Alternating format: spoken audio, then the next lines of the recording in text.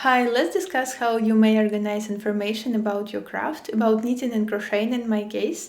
I will show you how I store information about my yarn, about my patterns, about my projects, and I also would like to discuss, is it beneficial at all how I use this information? Organizing things is one of my hobbies. I enjoy creating a structure for the information I have, or I also enjoy planning how to organize things inside my, I don't know, clothes, my kitchen cupboards, and things like this. It's really the process that brings me joy, that makes me feel better, make me happy. I also like learning new things about this topic, about how to better organize things, how to better organize the workflow for my life, for my work, etc. And I understand not everyone feels this way, and it's fine. I understand some people feel more productive without any workflow, without any data structure, without any organizational process, and it's fine. You do you. If you find the way if you found the way things works for you, why not? Keep it going. You do you. The first and quite logical question: why bother storing this information at all? Yarn on my shelves, I can always go open the doors of my cupboards and look at this, see how much yarn I have, I can measure it, I can weight it, and so on. The thing is, I like knowing how much yarn I have. I like knowing how much yarn I have in kilograms, in meters. I like to see numbers, and that's my way to see when I accumulated too much yarn and I have to slow down on buying new yarn. Or I can see then I used a lot of yarn from my shelves and it's okay now to add something to my collection. And again, of course, you can always just go open, look at your shelves and see how much yarn there. It also will work. It's just this way accumulating information and working with this information works for me better. It's also very convenient for me to know how much leftovers I have. This way, when I start a new project and I would like to use my leftovers for color work, I don't know, I would like to add stripes and things like this, I don't have to go and find yarn on my shelves. I can just simply look at my Notion, check out how many meters I have, would it be enough or not, and then I can decide may I use it for my new project or not. I store information not only about the yarn I currently have on my shelves, but also about the yarn which has been used in a project already.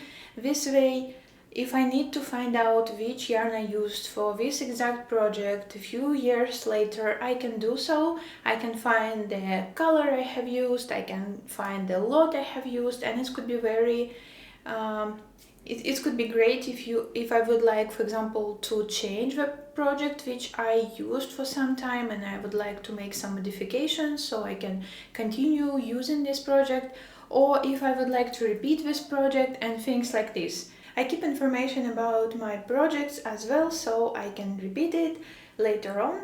For example, if I need a perfectly fitted hat, which happens very rarely with me, this yarn which works perfectly for me for years, and after a few years this hat looks awful, I need another one, I simply can go back to my notes, can find out which yarn I use, which pattern I use, how many stitches I had on my needles, things, all the modifications I made, everything, and I can repeat this project and I can have this new perfect fitting hat for myself. The fact that I store information about both my projects and my yarn allows me to see how much yarn I have used during the year, and of course there are other ways to do so. You can keep labels, for example. I organized pattern storage to consolidate everything in one place. I knit and crochet my projects with patterns from Ravelry or Lovecrafts. I also sometimes buy patterns from designers' website, or sometimes I do test knits, so designers will send me a pattern. I also use my books, or I may use old magazines, YouTube tutorials, things like this. So I would like to keep all these sources, all these patterns in one place, and in case I would like to find one, it would be easy for me. I love paper planners, and I think this way of organizing information about for your knitting and for your crocheting, for any crafts you are doing, is valid. And I can imagine how enjoyable it could be. I had my paper bullet journal for many years, and it was like one of my hobbies. I switch from years to years. I keep information on paper, when suddenly I decide now I will use electronic versions, and then I'm tired of electronic versions and I go back to paper. So it's, yeah, I can see if you use paper, I can see why, and I think it's could be a great way of organizing things. If you use this method, please let me know in the comments. Let me know what's your system. It would be so interesting for me to know. I use electronic version to organize information about my craft because it would be difficult for me to maintain order on paper. I will constantly cross things, I will move everything, and it will look not nice. Uh, yeah, because it's one of the thing I'm doing. I'm constantly changing this system. I'm always thinking how I can make it better. I'm constantly trying something new, adding new columns, adding new information, and from time to time I keep information which I don't use, I don't need it, so I can remove it from.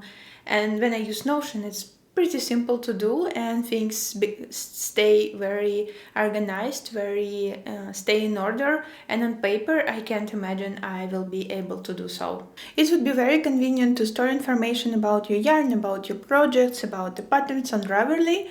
You can create a separate folder on your laptop or on Google Drive for your patterns if you, as me, use patterns not only from Ravelry but from other sources.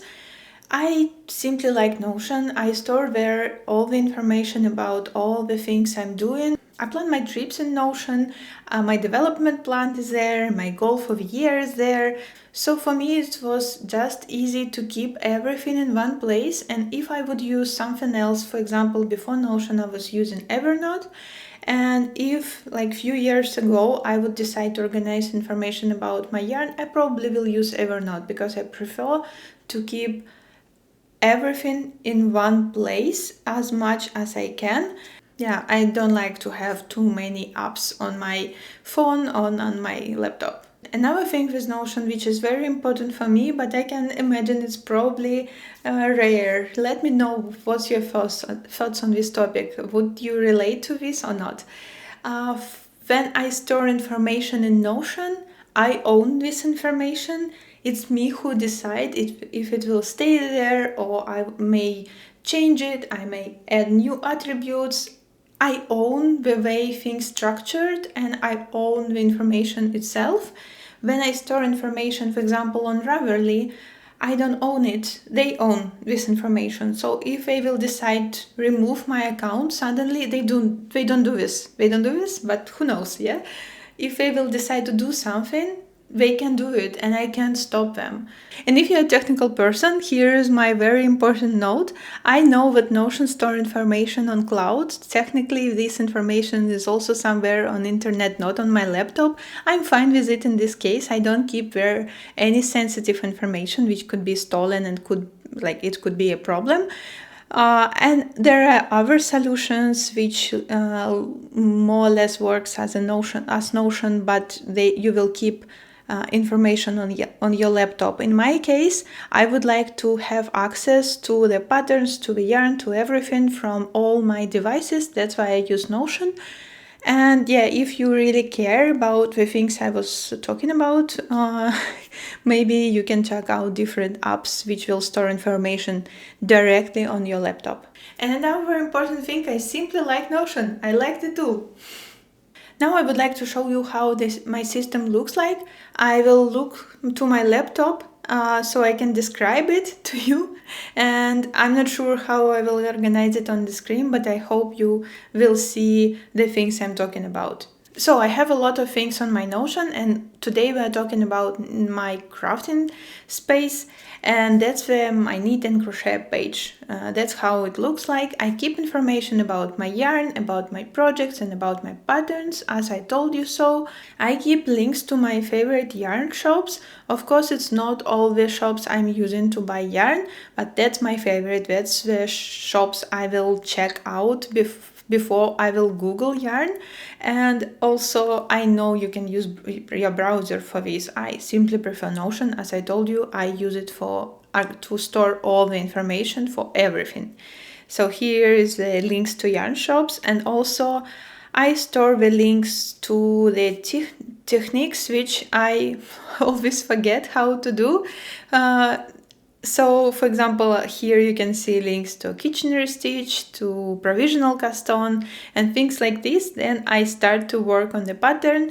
Some patterns provide you links to engraved tutorials, and then I find a good tutorial, very clear for me, very nice one. I keep a link here. And if you scroll down, you can see my inspiration gallery. You can see photo of things I would like to knit or crochet sometimes. It doesn't mean it's not my queue of the projects which I will definitely need or crochet. Sometimes when I'm scrolling my social media, or I don't know, I'm walking and I see a great sweater, I like the colors, or I like the structure, I like the details, whatever, everything, whatever you can imagine I like, then I take a picture, I take a screenshot, and I keep it in this gallery. So one day when I feel I need some inspiration, I'm looking for ideas, and I can go here and I can watch, and I can find things I like.